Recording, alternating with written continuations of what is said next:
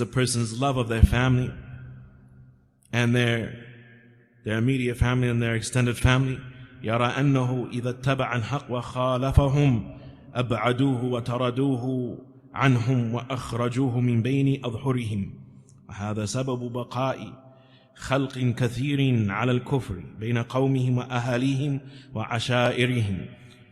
And this love that they have for their family, they believe that if they were to follow the truth and oppose their family, that they would abandon them, they would boycott them, that they would distance them from them, and that they would expel them from their midst. And this is the reason that many of the creation remain upon disbelief, to stay in a comfortable situation with their family, with their immediate and their extended family. السبب السابع, the seventh reason, محبة الدار والوطن وإن لم يكن له بها عشيرة ولا أقارب, is a person's love for his homeland.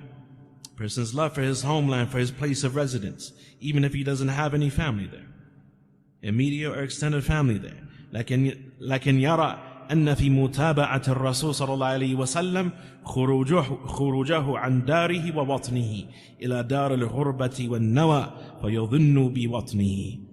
And he sees that the only way for him to follow the Prophet ﷺ will be that you have to move. He can't stay where he's at amongst these people of disbelief. The only way for him to be a Muslim and practice Islam is to leave from his neighborhood, or to leave from his city, or maybe even leave from his country. And he holds fast, يظن, and he greedily clings to his homeland and his city and so on and so forth. And he refuses to enter into Islam.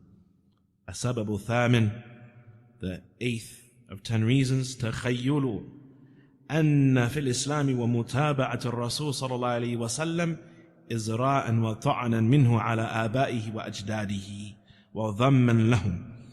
And that he imagines and thinks that by entering into Islam and by following the Prophet صلى الله عليه وسلم, he will be dishonoring and disgracing and disrespecting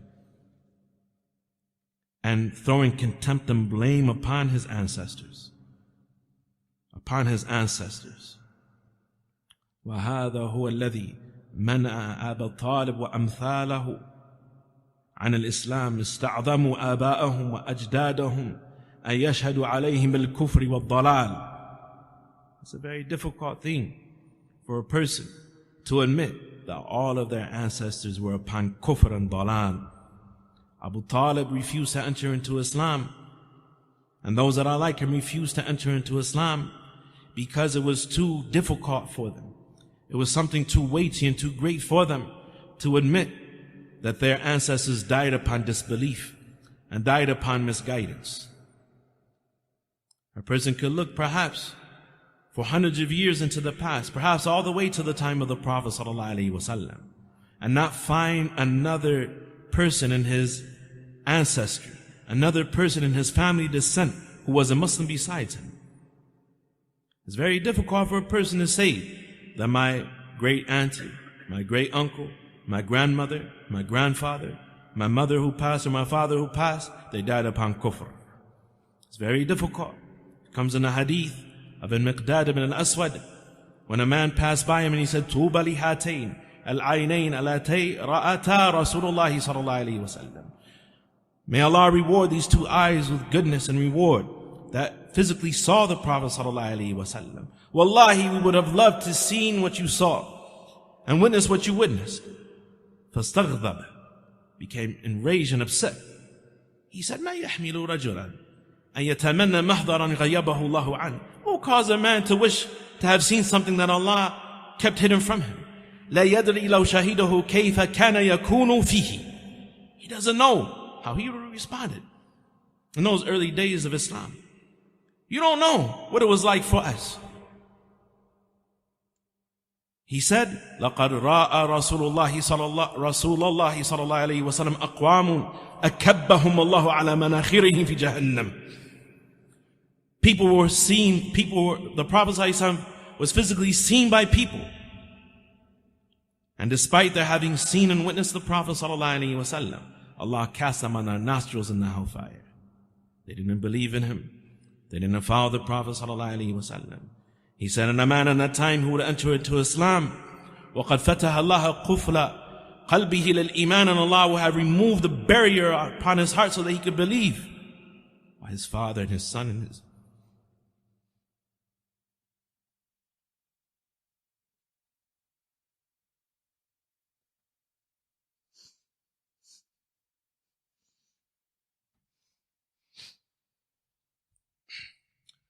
Or his parent, or his child, or his sibling remain as a disbeliever. May Allah guide our families.